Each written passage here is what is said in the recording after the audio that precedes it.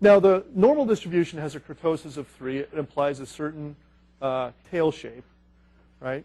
And so what are some distributions that have fatter tails than the normal? Okay. So a very common distribution that most people might have heard of is the student's t distribution. The student's t distribution is similar to the standard normal in that it's a symmetric distribution centered at 0,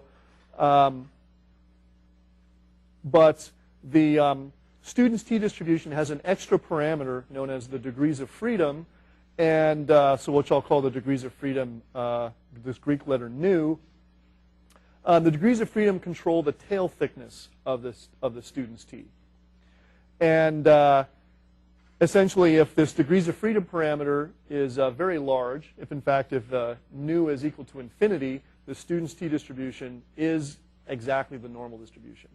But when the degrees of freedom parameter is smaller than infinity, then the student's t distribution has fatter tails than the normal distribution. And the smaller the degrees of freedom parameter, the fatter the tails of the student's t distribution. So this is one distribution that is a candidate for modeling fat tails in practice. Now, the probability curve for a student's t random variable looks like this.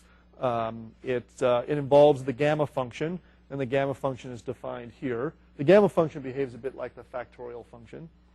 And then but the basic shape of the student's t distribution is just 1 plus x squared divided by the degrees of freedom to the power of the degrees of freedom plus 1 divided by 2. So because we're dividing by the degrees of freedom here, we have to have the degrees of freedom being positive.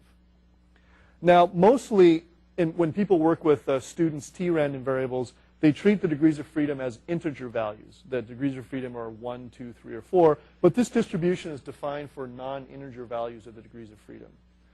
So the degrees of freedom could be 18.79, and that's perfectly fine.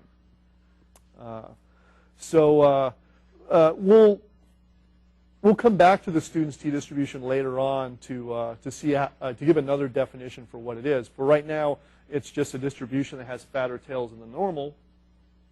And some properties of the student's t distribution are as follows.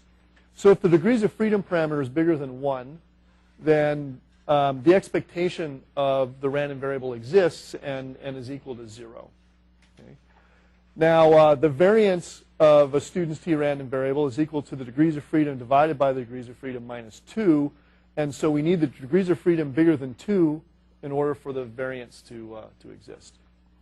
The skewness is 0. And we need the degrees of freedom actually to be bigger than 3 in order to compute the skewness. And what's more interesting is that the kurtosis of a student's t turns out to be 6 divided by the degrees of freedom minus 4 minus 3. And in order to do this calculation, we need the degrees of freedom to be bigger than 4. Right? So I wonder if this is excess kurtosis. So if the degrees of freedom were 5, then we would have 5 minus 4 is 1. Yeah, so we'd have 6 minus 3, and so that would be 3. I think this is excess kurtosis. Yeah, I think that's right.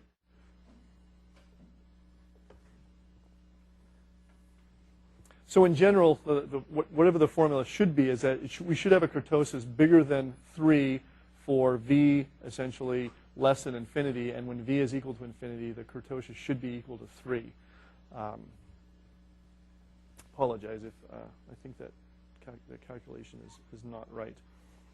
Now, if we want to look at the student's t random variable, there's a function in R. There are 4 functions in R for doing computations with the student's t. RT simulates data from a student's t. PT computes the CDF.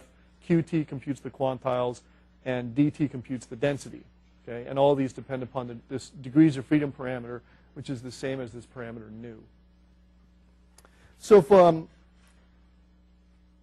get an idea of what the student's t distribution looks like, say, relative to the normal, so here I have different student's t distributions plotted for degrees of freedom. The blue curve is when the degrees of freedom is 60. The green curve is when the degrees of freedom is 10. The red curve is degrees of freedom 5. And the black curve is 1 degree of freedom. So notice when the degrees of freedom get smaller, the tails of the distribution get thicker. And in fact, when the degrees of freedom is around 60, essentially for all practical purposes, the Students-t distribution is the standard normal distribution. Okay? So degrees of freedom doesn't need to go all the way out to infinity. So once we get about 60, then the Students-t and the normal are pretty much the same. If I drew the normal curve, it would essentially overlap almost exactly on the black curve. And there'd be just a tiny little, for the blue curve. And the normal would just deviate from the blue curve just a tiny bit.